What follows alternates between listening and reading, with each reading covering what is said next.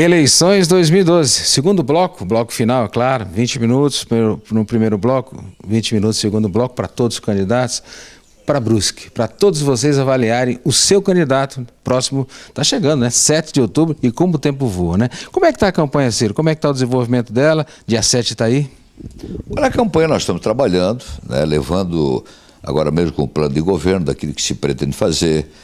Tivemos a oportunidade também de trazer, né, à tona também algumas obras que já foram feitas. Claro que não dá para fotografar todas, né, mas uma parte, e elencamos aquilo que foi feito. Você vê que foram resultados excelentes para a cidade, obras que estão aí, né? Aí vai de casas populares, de beira-rio, de terminal urbano, né, de pavimentações, o primeiro asfalto colocado na cidade. E, aliás, quase todos esses asfaltos onde você anda fomos nós que fizemos, né? E só o que nós fizemos foi o marketing, né? Tá entendendo? O que se já gastou aqui em termos de marketing e mídia tinha rendido alguns quilômetros de pavimentação nessas estradas que ainda tem, né, de chão batido, né, que poderia ter avançado bastante. Mas eu sempre dei muita prioridade aonde ainda não tinha as pavimentações. Você vê que eu nunca botei um palmo sequer de pavimentação sobre o paralelepípedo. Teve um caso aqui na rota do Steph que havia um problema de drenagem.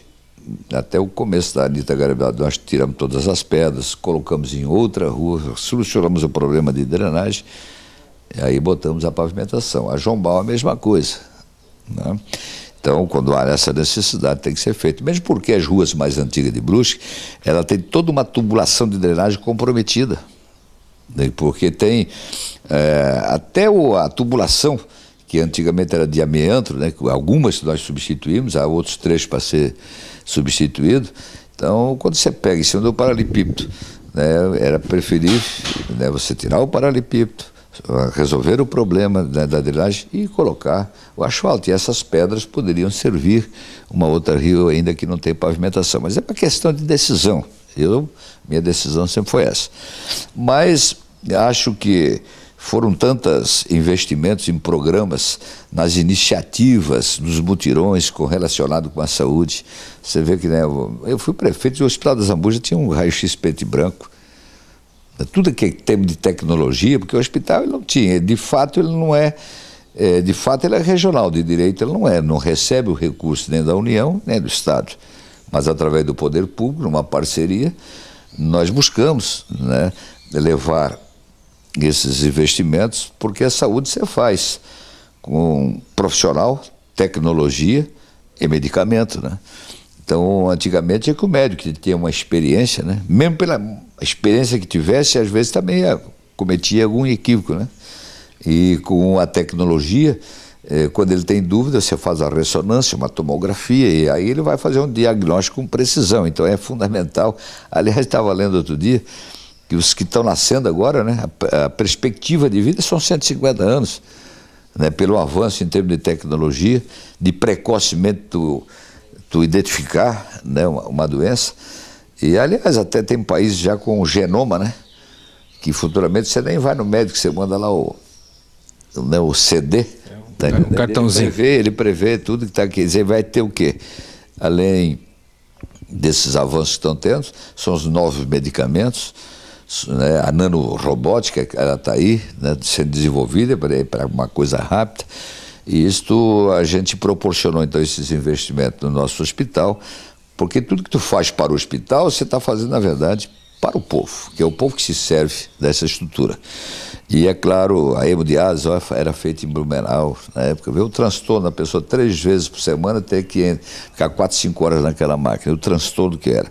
E nós conseguimos, através de uma parceria do município, montar toda a estrutura, credenciar junto ao SUS e passar a fazer aqui. E dentro do nosso projeto, a proposta, né, ainda investimento em tecnologia, a UTI, por exemplo, não tinha quando eu fui prefeito. Quantas vidas foram salvas através da UTI? Aliás, a Rede Feminina Combate ao Câncer, lá de 89 a 92, a saudosa Alice Virgem nos procurava, uma iniciativa voluntária, né, de implantar a Rede Feminina de Combate ao Câncer, que são voluntários que ficam ali fazendo aqueles exames já marcados, que é um trabalho de prevenção, na verdade, né? E você sabe que o câncer hoje, se você fizer um diagnóstico precoce, ele tem um percentual altíssimo de cura, né? E essa estrutura, fui sempre parceiro como prefeito quando fui deputado, agora mesmo, tem lá uns recursos, está quase pronto esses investimentos. O Hospital Dom Joaquim, sei lá, 998 mil lá, estão ampliando o centro cirúrgico e compra de equipamentos também em termos de tecnologia. Isso é fundamental. Então eu sempre tive uma atenção especial, porque nada é mais importante numa cidade do que as pessoas, né? Nada é mais importante. E partindo desse princípio, que dá a prioridade no acesso à preparação do indivíduo, ou seja, no conhecimento, há a necessidade de você ter acesso à saúde. Saúde você não pode esperar, é inconcebível que você vai, procura um profissional e ele te diz assim, você tem que fazer aqui uma ressonância, uma tomografia, aí você procura, né, essa estrutura para disponibilizar o exame só daqui a 90 dias. Pô, pode ser tarde, pode ser que você curou sozinho, tá entendendo? Ou, de repente, você pode vir a óbito, né? Ou se agravar de uma maneira que não tem mais solução. Então, a coisa tem que ser de pronto, né? Quando o médico pede um exame, é porque ele não tem certeza bem do que é, ele quer ter, às vezes ele imagina o que é, né? E ele precisa daquilo e o paciente não pode esperar. A saúde tem que ser de pronto, né? Mas depois tem as causas também das questões sociais. Você sabe que em nossa comunidade, às vezes, só quem está ali dentro sabe, através da assistência, a gente tem toda uma estrutura. Às vezes as pessoas não têm o que botar na mesa para os filhos, né? E é a mesma coisa que o remédio para aquele que está doente. Quer dizer, se você não tem também a comida para alimentar seus filhos, está entendendo?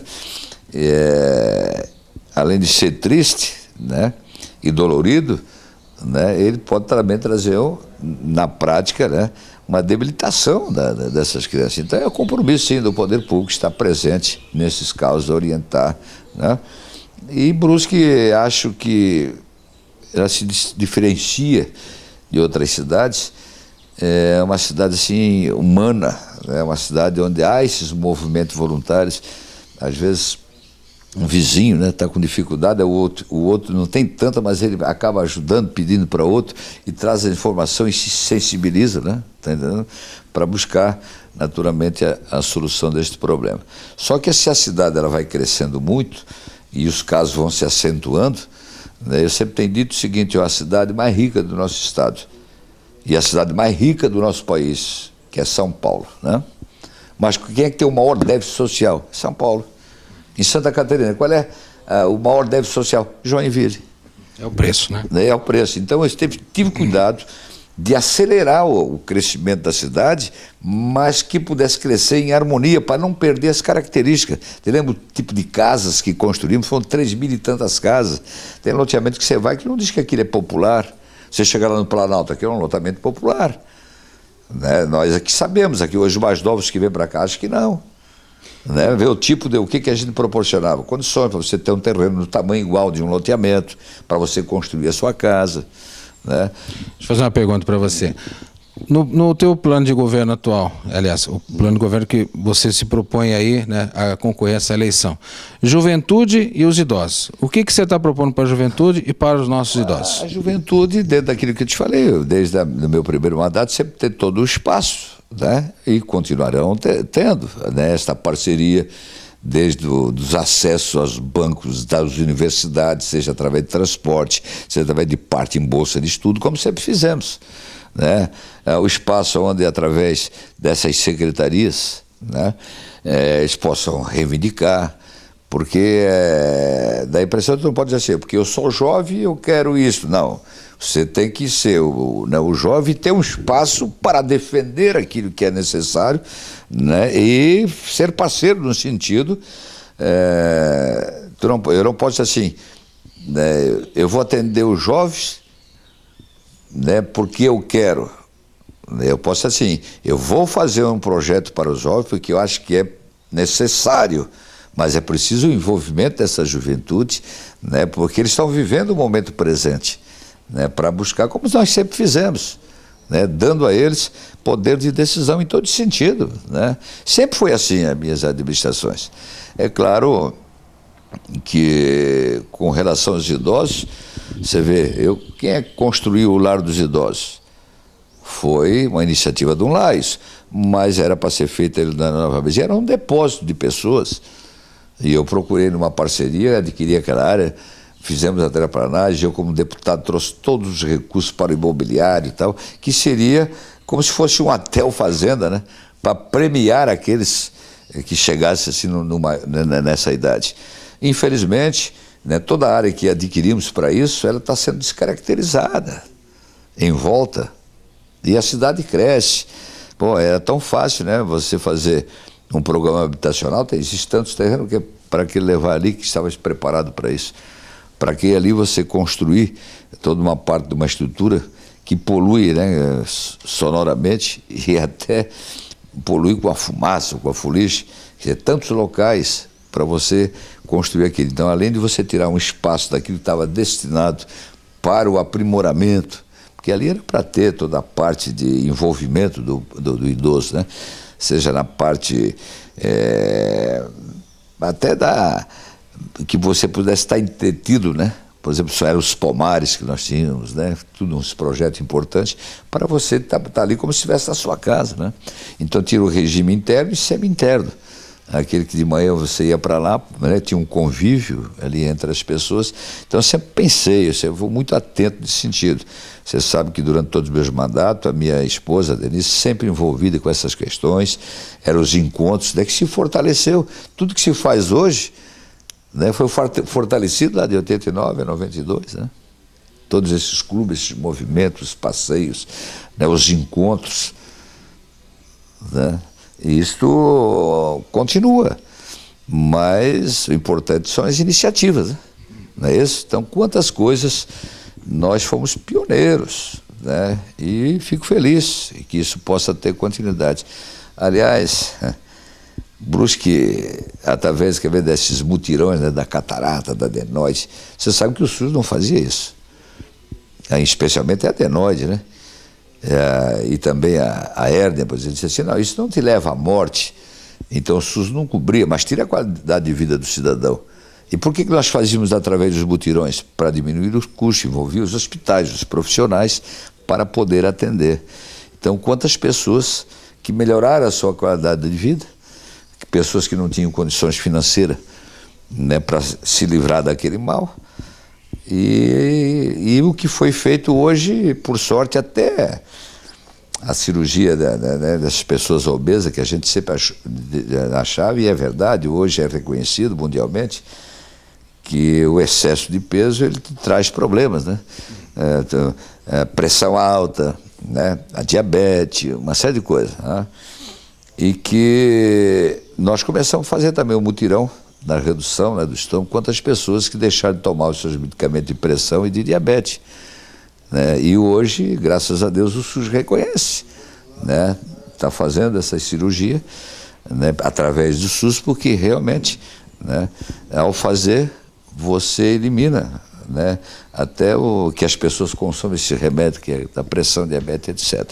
Então a gente teve essas iniciativas. Me lembro que nós introduzimos o vovô Bom de Boca, depois copiado pelo Estado e outros estados também copiaram, porque a saúde já entra pela boca, né? A prevenção que nós tínhamos nas nossas crianças, nas escolas, a aplicação de flúor, toda iniciativa pioneira no Brasil, cara. Entende? Na própria água tratada que o cidadão consome. Né? A prevenção ela é importante.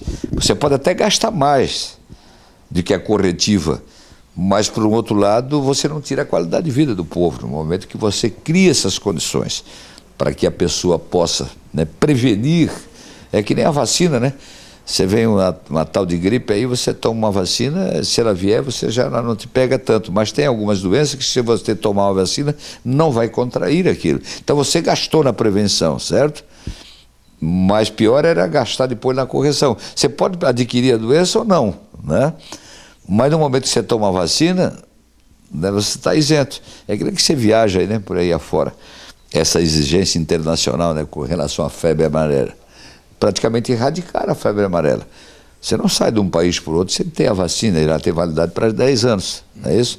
Então, essas são as prevenções que terão que ser feitas, e quando se fala que essas pessoas que estão nascendo agora têm uma previsão de vida né, para 150 anos, é tudo em função, né, que a prevenção vai ter um investimento maciço. A criança, né, hoje mesmo, há muitos anos atrás, já tive amigos, né, que ficaram paralisia infantil, outros. Hoje, se tomar esse medicamento, você está livre de sair, não é verdade? Não é verdade? Transporte coletivo. Eu fiz essa pergunta para os outros 3 candidatos e estou tocando no assunto também com o candidato Ciro Marcel Rosa. Transporte coletivo. Nós vamos ter um dia transporte coletivo em Brusque sem nenhuma crítica às empresas de Brusque e tudo, porque efetivamente nós temos uma qualidade de vida muito forte, temos muita motocicleta, os bairros são distantes, nós temos um perfil de mais de transporte localizado em horários, né? Um dia nós vamos ter efetivamente um transporte coletivo para Brusque? Se você pôr em prática aquilo que vem a atender, eu sempre trabalhei com estatisticamente, fazendo todos os levantamentos. E lamento profundamente, aí que eu te digo, né? Sai um administrador, entra outro e acha que tem que fazer como ele quer. Essas mudanças que houve no trânsito, está entendendo? E eu até brinco, né? Porque eu sempre trouxe para cá profissionais para que fizesse levantamento. Você tem que fazer novas vias. Brusque tinha 12.400 veículos, hoje tem quase 80, e nós vamos ter 200 mil no ano de 2035, 2040. Por isso a gente tem as beira-rios, a ligação entre bairros, né? Você tem hoje da Limeira para o Poço Fundo, você tem hoje do Cedrim para o Zantão, você tem hoje também de Nova Brasília para Limeira, e os projetos existentes, né, para que dar continuidade e fazer novas vias. Olha, as beira-rios, também nós temos pressa, né, que uma que é para o plano de contenção cheia, mas outras, essas vão ajudar na prática com um percentual expressivo no sentido de poder fluir mais o nosso trânsito. Agora, o transporte coletivo, nós temos todo um projeto que era a subestação, que é o subterminal, que um é em frente à FEB, outro lá perto, lá onde é a Havana, na travessa do Oscar, sistema integrado. Por exemplo, você sai da Santa Luzia para ir a Dom Joaquim, você ia de lá, Dom Joaquim. Hoje, para você vir a Dom Joaquim, você tem que vir ao centro e voltar, não é isso? Da Limeira e vir para todos os bairros. Você não vai de bairro para bairro. Então, esse era a malha do transporte coletivo. Mas nós fizemos um levantamento estatístico, aí você tem razão nesse sentido, é que hoje, se você depende do transporte coletivo, ao sair do trabalho, às vezes você leva 40 ou 1 hora para chegar do trabalho em casa. Aí o cidadão compra, né, um veículo que ele tem o transporte, né? A empresa participa e com aquele dinheiro ele acaba quase pagando a prestação daquela motozinho dele, mas quando apita ali o horário, ele embarca em cima, 10 minutos ele está em casa, está entendendo? Então isso também há uma certa decisão daqueles que trabalham, né, e que não usam o transporte coletivo em função disso. E tem um horário também. Deu 10 horas, 10h30, sai os últimos e você não tem mais, você não pode nem ficar na cidade. E o nosso projeto, que nós tínhamos além do transporte coletivo, tinha um transporte alternativo, que esse era importante. Nós fizemos todo um levantamento estatístico. Por exemplo, você vai para o centro da cidade, você vai botar o teu carro no estacionamento, você paga ali uma grana para deixar ele o dia todo. E você também não deixa ele na frente, né, do seu trabalho, às vezes você tem que andar, correto? E o transporte alternativo, né, seria posto em prática, são veículos de 12, 14 lugares, com ar-condicionado, veículos que iam transitar fora do corredor do transporte coletivo. Porque hoje, vamos dizer, você mora no Maluf, por exemplo, ou no bairro São Luís, aí pergunta se você usa o transporte coletivo, você não, eu tenho que andar 1 quilômetro, 2 quilômetros até o ponto, não sei o horário que passa o ônibus, aí vai me deixar lá, eu tenho que andar mais tanto, então as pessoas não se encorajam em fazer isso. Bom, e o transporte alternativo que seria? São veículos identificados como se fosse táxi, que circulam nesta malha fora do transporte coletivo e que constantemente, isso não vai passar, vamos dizer, 10, 15 minutos, tem que passar um. Onde você tiver, você levanta a mão, ele para. Como se fosse um circular. Como se fosse um táxi, vamos dizer assim, correto? Só que a capacidade, como eu te falei, até 14 pessoas, vai ser sempre gente, né? Aí você para, bom, aí você vai para o centro. Chega lá onde você quer desembarcar, ele vai passar pelo centro, Você é aqui, o cara, ele para. Não existe um ponto, existe aonde você tem que parar. E aí você não precisa pagar garagem, né? E quando você sai do trabalho e quer ir para casa, ao passar você levanta a mão. Sem ponto definido, Sem ponto definido. E circulando. Aí, feito esses levantamentos estatísticos, essa pesquisa que nós fizemos, rapaz, 93% das pessoas entrevistadas diriam que aí deixaria os carros em casa e utilizaria esse tipo de transporte. Tu está entendendo, Begué? Então é preciso inovar. Se você não trouxer algo, claro que vai continuar da maneira que você está fazendo. Quer dizer, está aí as empresas, eles sempre prestaram um bom serviço em termos de transporte, só que a gente já tentou em algumas vezes, né, em horários diferentes, e aí quase que as pessoas não usam o transporte. Tem um custo, né? E aí tem o custo, que é de passageiro, que é o consumo de óleo, que acaba sendo custeado por os horários de pico. Tu entende? Que entra numa planilha que é feita, quer dizer, se circula aí quilômetros sem passageiro, serão pagos por aqueles quilômetros que rodam lotado, entendeu? Então passa a ser mais caro para quem utiliza no horário de pico. Então eu acho que há essa necessidade e esse transporte alternativo, ele ficaria até meia-noite, né, onde você havia possibilidade, né, de ter condições ou esse transporte até esse horário. Então esse era o nosso projeto, que era para ser posto em prática e que infelizmente o nosso candidato, que era para dar a continuidade, conseguiu os votos, e os que entrou teve ideias diferentes, demoliu lá o subterminal, está fazendo um sistema integrado também, mas que você entra só paga uma passagem lá também, você só pagaria uma passagem, e você sair de um para o outro, tu está entendendo? Sem necessário fazer andar menos, ser mais rápido, né? Tu está entendendo? Se você sai lá da Limeira e quer ir para Bateias, né, você chegar no subterminal e fazer isso, e andar menos, não precisava vir no centro da cidade como hoje, tudo vem para o centro e vai para lá, né? E às vezes você tem que esperar o horário que sai o ônibus e tal. Então, no momento que você investir nessas condições, claro que vai ter opção, né, para usar o transporte coletivo, não é verdade? E a cidade vai crescer. Imagine quando nós tivermos 200 mil veículos, né? Se hoje nós já temos dificuldade, se você não criar novas vias, se você não trouxer um sistema de transporte coletivo eficiente, né, que as pessoas tenham interesse, como é que nós vamos andar em horário de pico?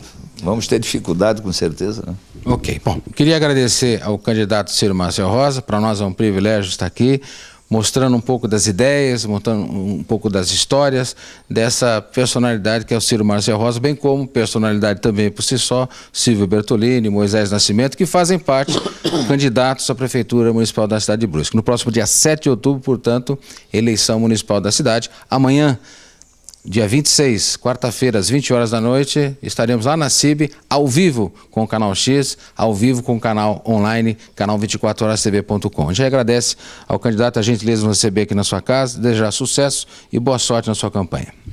Olha, eu quero agradecer a oportunidade, teria muito para falar.